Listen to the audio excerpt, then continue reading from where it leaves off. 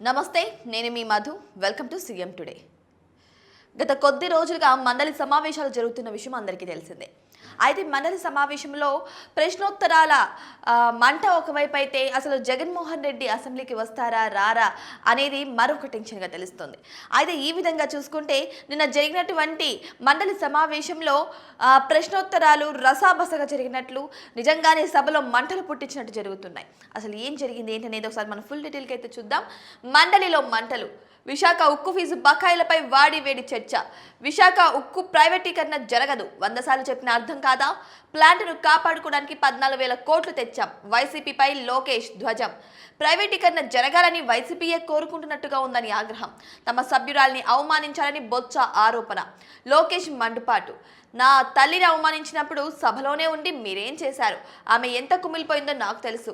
మహిళలను తిడితే ఆనందపడే వ్యక్తులం కాదు. మా నేత అలాంటి సంస్కారం నేర్పలేదు. ఎమ్మెల్సీని కళ్యాణి గారు అనే అన్నాను. రికార్డులు పరిశీలించండి మంత్రి. ఫీజు బకాయిలపై చర్చకు సిద్ధమా అంటూ వైసీపీకి సవాల్ విసిరారు. అయితే విశాఖ ఉక్కు కర్మాగారం ప్రైవేటీకరణ అంశంపై మంగళవారం శాసన మండలి అట్టుడికింది. ప్రైవేటీకరణ జరగదని మంత్రి లోకేష్ పునరుద్ఘాటించారు.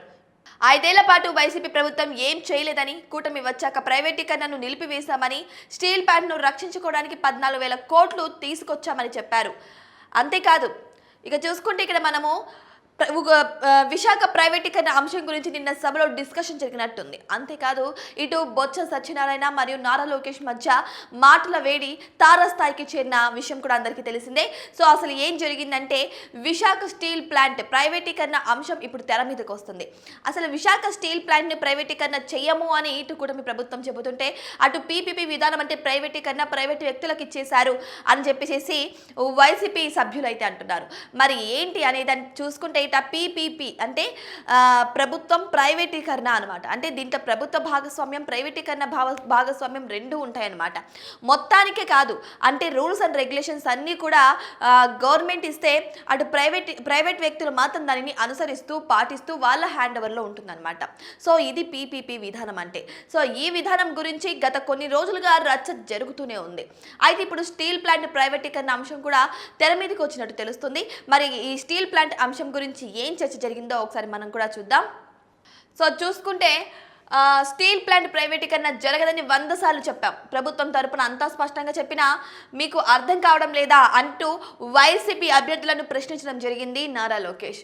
ఇక ప్రైవేటీకరణ జరగాలని మీరే కోరుకుంటున్నట్టుగా ఉంది. అసత్య ప్రచారాలు చేయడమే పనిగా పెట్టుకున్నారని వైసీపీ ఎమ్మెల్సీపై లోకేష్ విరుచుకుపడ్డారు. రాష్ట్రంలో పెట్టుబడుల కల్పన, విశాఖ స్టీల్ ప్లాంట్ ప్రస్తుత పరిస్థితిపై లఘు చర్చ సందర్భంగా వైసీపీ ఎమ్మెల్సీ వరదు కళ్యాణి అడిగిన ప్రశ్నకు లోకేష్ సమాధానమిచ్చారు. స్టీల్ ప్లాంట్ ప్రైవేటీకరణ ఆగిందని మీరే చెప్పి మళ్ళీ సభను తప్పుదారి పట్టిస్తున్నారని, ఎందుకు రభస చేస్తున్నారని ప్రశ్నించారు. ఈ క్రమంలో తమ సభ్యురాలిపై ఆయన అసభ్య పదజాలం వాడారని, వ్యాఖ్యలు ఉపసంహరించుకోవాలని మండలిలో ప్రతిపక్ష నేత బొత్స సత్యనారాయణ డిమాండ్ చేశారు.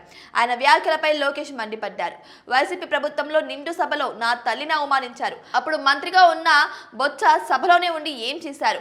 ఓ తల్లిని అవమానిస్తే ఎంత బాధ ఉంటుందో కొడుకుగా నాకు తెలుసు. మా అమ్మ ఎంత కుమిలిపోయిందో నాకు తెలుసు. ఆమె కోలుకోవడానికి 3 నెలలు పట్టింది. ఆనాడు మీ వాళ్ళు ఏమన్నారో వీడియో చూపించాలా?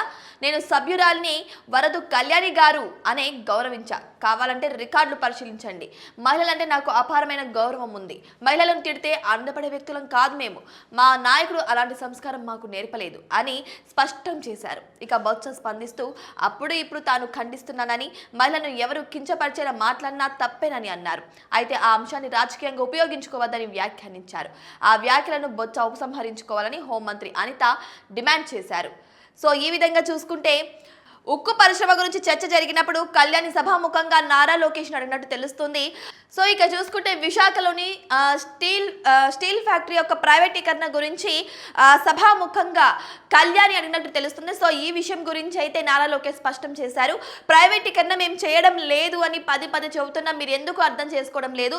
నిజంగానే ఇలా ప్రైవేటీకరణ జరగాలని మీరే కోరుకుంటున్నట్టుంది తప్ప నిజంగానే అక్కడ ప్రైవేటీకరణ జరగడం లేదు. ఆ అంశం అది కాదు. మేము ప్రైవేటీకరణ చేయలేదు. దానికోసం అందుకోసం కొన్ని కోట్లు కూడా మేము వెచ్చించాం ప్రైవేటీకరణ జరగకూడదని. మేము పదే పదే చెప్తున్నా, ఎందుకు ఈ క్వశ్చన్ అడుగుతున్నారు అని కళ్యాణికి సమాధానం చెప్పినట్టు తెలుస్తుంది నారా లోకేష్. సో సభా మధ్యలోనే బొత్స సత్యనారాయణ లేచి ఇంతటితో సభను ఆపేయాలన్న రీతిలో అయితే మాట్లాడారు. ఎందుకంటే మా అభ్యర్థి అయినటువంటి కళ్యాణిని కొన్ని పదజాలాల వల్ల అవమానించారని కూడా బొత్స సత్యనారాయణ ఖండించడం అయితే జరిగింది. సో నారా లోకేష్ అప్పుడు వెంటనే రియాక్ట్ అయ్యి, మేము అలాంటి వాళ్ళం కాదు, మహిళలను అవమానించే టైప్ అస్సలు కాదు, మా నాయకుడు మమ్మల్ని అలా పెంచలేదు. ఇంతకు ముందు అంటే వైసీపీ హయాంలో, వైసీపీ ప్రభుత్వం అధికారంలో ఉన్న టైంలో సభలో కూడా తమ తల్లిని అవమానించారు అన్న సన్నివేశాన్ని గుర్తు చేశారు నారా లోకేష్. కావాలంటే అప్పటికి సంబంధించిన వీడియోస్ని కూడా మేము తీసుకొస్తాం. అప్పుడు నా తల్లి ఎంత కుమిలిపోయిందో, ఎంత బాధపడిందో నాకు తెలుసు. సో అప్పుడు ఎందుకు మహిళలను అన్నప్పుడు ఖండించలేకపోయారు, ఇప్పుడు ఎందుకు ఖండిస్తున్నారు? ఆయన నేను ఏ రకంగా విరుద్ధంగా మాట్లాడలేదు. సో నేను కళ్యాణి గారు అని నేను ప్రస్తావించాను. కావాలంటే మీరు ఒకసారి చెక్ చేసుకొని, మొత్తం వీడియో క్లిప్స్ ఉంటాయి కదా, దాన్ని బట్టి మీరు చెక్ చేసుకోండి అని చెప్పేసి ఘాటుగానే సమాధానం చెప్పారు మంత్రి నారా లోకేష్. అయితే ఈ విషయం గురించి బొత్స సత్యనారాయణ అన్నారు, అప్పుడు కూడా నేను ఖండించాను, ఇప్పుడు కూడా నేను ఖండిస్తున్నాను అని అంటున్నారు. అంటే అప్పుడు వైసీపీ ప్రభుత్వం ఉన్న టైంలో బొత్స సత్యనారాయణ ఖండించినట్టు ఏ విధంగా కూడా లేదు. సో ఇప్పుడు ఖండించేది విషయం అయితే అందరికీ తెర మీదకి వచ్చింది. మరి అప్పుడు సభాముఖంగా ఎందుకు ఇంత బహిరంగంగా మాట్లాడలేకపోయారు బొత్స సత్యనారాయణ, ఇప్పుడు ఎందుకు మాట్లాడుతున్నారు అని నారా లోకేష్ ప్రశ్నించడం అయితే జరిగింది. సో ఈ సభ ఇంకా ఎంత ముందుకు వెళ్తున్నది కూడా మనం కూడా చూద్దాం ఇక డీటెయిల్గా. అయితే విశాఖ ఉక్కు ప్రైవేటీకరణ జరగదని లోకేష్ ప్రకటించిన తమకు అనుమానాలు ఉన్నాయంటూ వైసీపీ సభ్యులు పదే పదే ప్రస్తావించడంతో అధికార ప్రతిపక్ష సభ్యుల మధ్య తీవ్ర వాగ్వాదం జరిగింది. ఈ సమయంలోనే లోకేష్ విశాఖ ఉక్కు కర్మాగారాన్ని కాపాడినందున కేంద్రానికి ధన్యవాదాలు తెలుపుతూ తీర్మానం ప్రతిపాదించారు.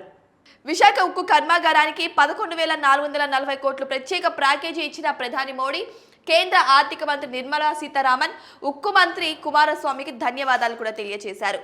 రాష్ట్ర ప్రజల గుండెల్లో ఎన్డీఏ ప్రభుత్వం చిరస్మరణీయంగా ఉంటుందని, మూడో ఫర్నేస్ కూడా వినియోగంలోకి వచ్చిందని, విద్యుత్ ఛార్జీల కింద కర్మాగారం చెల్లించాల్సిన 3,000 కోట్లను ఈక్విటీ కింద ప్రభుత్వం నిర్ణయం తీసుకుందని ఏకగ్రీవంగా ఈ తీర్మానాన్ని ఆమోదం తెలిపి కుమారస్వామికి ఆయన ధన్యవాదాలు కూడా తెలిపారు. ఇక అంతేకాదు, ఈ తీర్మానం ఏకగ్రీవంగా ఆమోదం తెలిపిన కుమారస్వామికి పంపాలని కూడా కోరుతున్నారు. అయితే విశాఖ ఉక్కు ఆంధ్రుల హక్కు ప్రైవేటీకరణకు వ్యతిరేకంగా జరిగిన ఉద్యమంలో నేను కూడా పాల్గొన్నానని వివరించారు.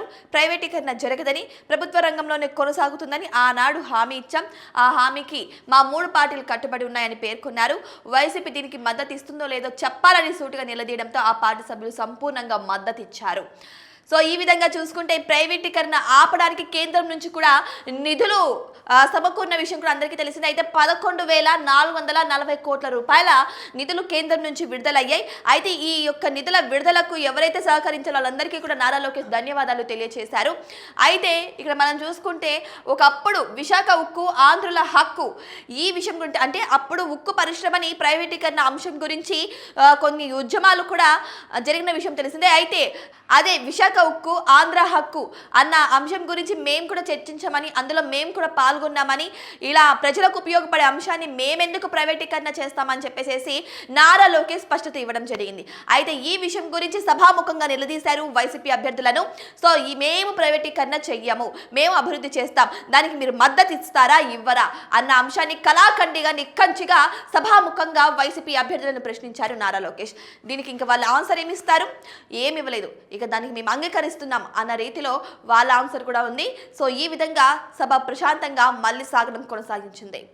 సో సభ ఇంతటితో సైలెంట్ అయిపోయినట్టు తెలుస్తుంది. ఏదేమైనా సరే ఈ విశాఖ ఉక్కు విషయం గురించి వస్తే ఈ సభ కొంచెం సేపు వాడివేడి చర్చ జరిగినప్పటికీ కూడా తర్వాత మొత్తం అంతా విషయాన్ని కూడా నారా లోకేష్ క్లారిటీగా స్పష్టంగా వివరించిన తర్వాత సభ అంతా మళ్ళీ ప్రశాంతంగా చోటు చేసుకొని మళ్ళీ ప్రశ్నోత్తరాలు మొదలైనట్టు తెలుస్తుంది. సో చూసారు కదా, ఇవి వాళ్ళ అప్డేట్. ఏదేమైనా సరే ఈరోజు ఉక్కు పరిశ్రమ గురించి ఒక క్లారిటీ వైసీపీ అభ్యర్థులకు వచ్చిందని అనుకుంటున్నాను. మరి ఈ వీడియో గురించి మీ అభిప్రాయాన్ని కామెంట్ బాక్స్లో కామెంట్ చేయండి.